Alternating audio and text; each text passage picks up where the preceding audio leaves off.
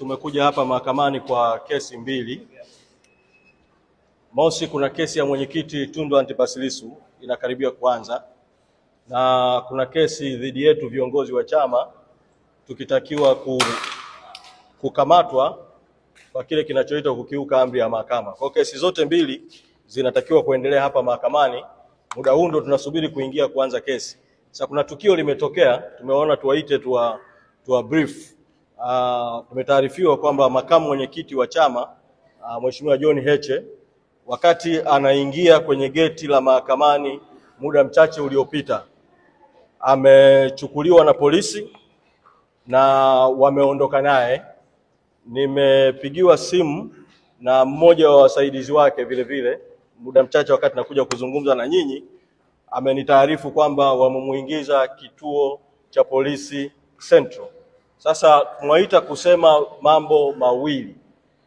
La kwanza ni kutoa mwito kwenu wanahabari, sababu tukio hilo limetokea kwa ghafla hapa na wengi mlikuwa juu, kuweza kuwasiliana na newsroom zenu ili kwenda kufuatilia hilo tukio kituo cha polisi kati, au kama wamemhamishia kituo kingine cha polisi basi kufuatilia tukio hilo.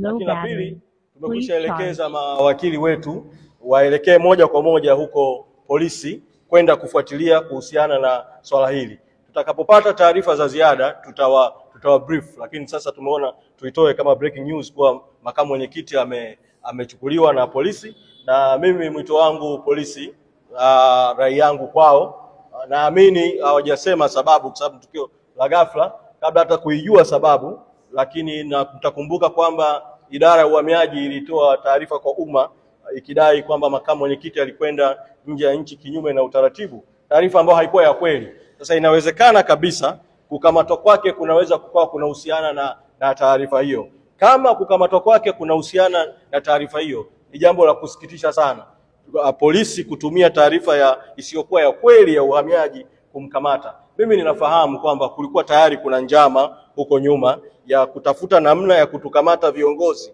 kabla ya tarehe 29 mwezi Oktoba. Kwa vitatumika visingizio mbalimbali.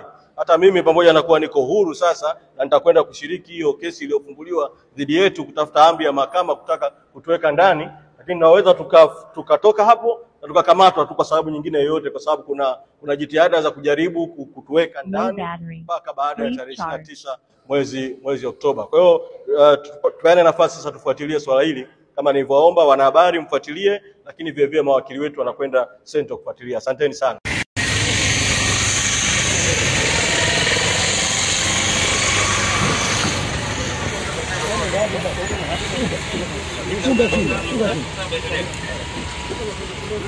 Nani pada kule?